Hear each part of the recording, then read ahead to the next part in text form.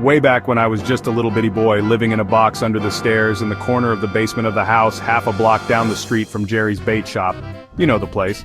Well anyway, back then life was going swell and everything was just peachy. Except of course for the undeniable fact that every single morning my mother would make me a big old bowl of sauerkraut for breakfast. Oh, big bowl of sauerkraut every single morning. It was driving me crazy. I said to my mom, hey mom, what's up with all the sauerkraut?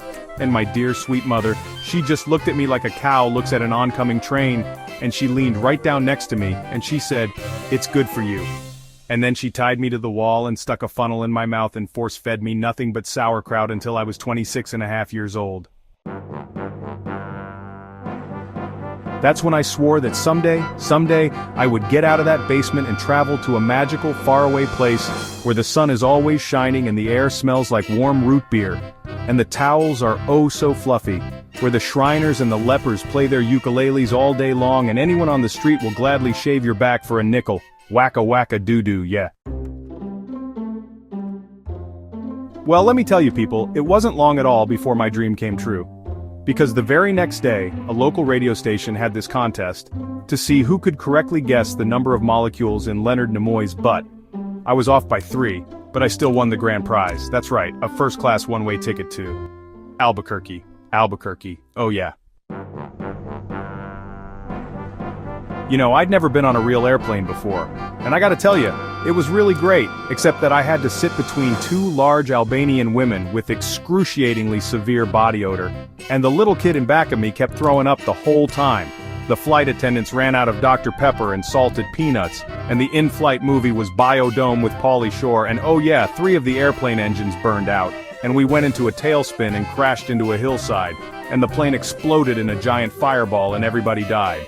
Except for me. You know why? Because I had my tray table up and my seat back in the full upright position. Had my tray table up and my seat back in the full upright position. Had my tray table up and my seat back in the full upright position. Ah ha ha ha ah ha ha ah. So I crawled from the twisted, burning wreckage. I crawled on my hands and knees for 3 full days, dragging along my big leather suitcase and my garment bag and my tenor saxophone and my 12-pound bowling ball and my lucky autographed glow-in-the-dark snorkel. But finally, I arrived at the world-famous Albuquerque Holiday Inn, where the towels are oh so fluffy, and you can eat your soup right out of the ashtrays if you wanna. It's okay, they're clean. Well, I checked into my room, and I turned down the AC, and I turned on the SpectraVision, and I'm just about to eat that little chocolate mint on my pillow that I love so very, very much when suddenly, there's a knock on the door. Well now who could that be? I say who is it? No answer. Who is it? There's no answer. Who is it? They're not saying anything.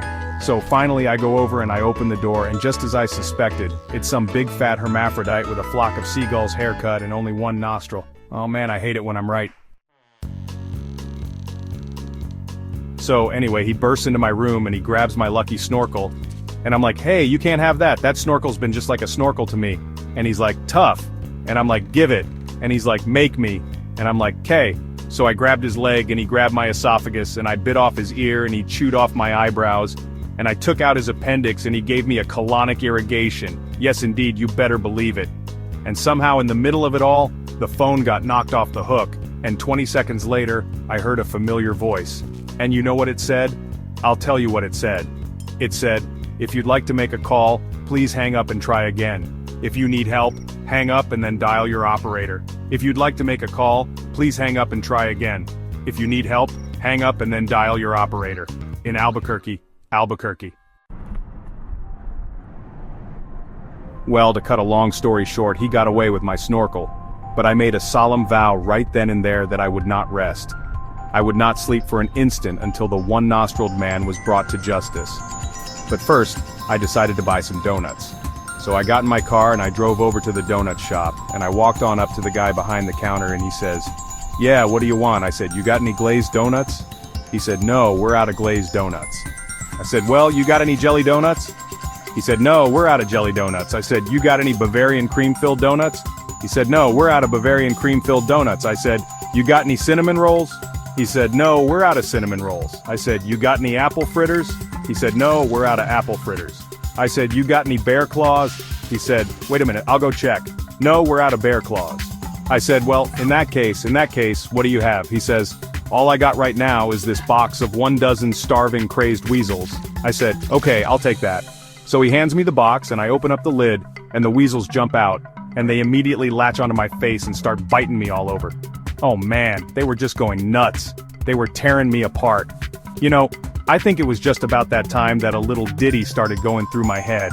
I believe it went a little something like this. "Doe, get him off me, get him off me, oh no, get him off, oh god, oh get him off me, oh god, ah. I ran out into the street with these flesh-eating weasels all over my face, waving my arms all around and just running like a constipated wiener dog. And as luck would have it, that's exactly when I ran into the girl of my dreams. Her name was Zelda. She was a calligraphy enthusiast with a slight overbite and hair the color of strained peaches. I'll never forget the very first thing she said to me. She said, "Hey, you've got weasels on your face." That's when I knew it was true love. We were inseparable after that. Oh, we ate together, we bathed together, we even shared the same piece of mint-flavored dental floss. The world was our burrito, so we got married and we bought us a house and had 2 beautiful children, Nathaniel and Superfly. Oh, we were so very, very, very happy. Oh yeah. But then, one fateful night, Zelda said to me, she said, "Sweetie Pumpkin, do you want to join the Columbia Record Club?" I said, "Whoa, hold on now, baby. I'm just not ready for that kind of a commitment." So we broke up and I never saw her again. But that's just the way things go in Albuquerque. Anyway, things really started looking up for me because about a week later, I finally achieved my lifelong dream. That's right, I got me a part-time job at the Sizzler. I even made Employee of the Month after I put out that grease fire out with my face. Oh yeah, everybody was pretty jealous of me after that. I was getting a lot of attitude. Okay, like one time, I was out in the parking lot trying to remove my excess earwax with a golf pencil when I see this guy Marty trying to carry a big old sofa up the stairs all by himself. So I say to him, "Hey, you want me to help you with that?" And Marty, he just rolls his eyes and goes, "No, I want you to cut off my arms and legs with a chainsaw."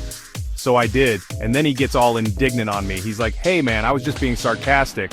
Well, that's just great. How was I supposed to know that? I'm not a mind reader for crying out loud. Besides, now he's got a really cute nickname, Torso Boy. So what's he complaining about? Say, that reminds me of another amusing anecdote. This guy comes up to me on the street and he tells he hasn't had a bite in 3 days. Well, I knew what he meant, but just to be funny, I took a big bite out of his jugular vein. And he's yelling and screaming and bleeding all over, and I'm like, "Hey, come on, don't you get it?" But he just keeps rolling around on the sidewalk, bleeding and screaming, you know, completely missing the irony of the whole situation. Man, some people just can't take a joke, you know? Anyway, where was I? Kinda lost my train of thought. Okay. Anyway, I know it's kind of been a roundabout way of saying it, but I guess the whole point I'm trying to make here is I hate sauerkraut. That's all I'm really trying to say. And, by the way, if one day you happen to wake up and find yourself in an existential quandary, full of loathing and self-doubt, and racked with the pain and isolation of your pitiful, meaningless existence, at least you can take a small bit of comfort in knowing that somewhere out there in this crazy old mixed-up universe of ours, there's still a little place called Albuquerque. Albuquerque, Albuquerque, Albuquerque.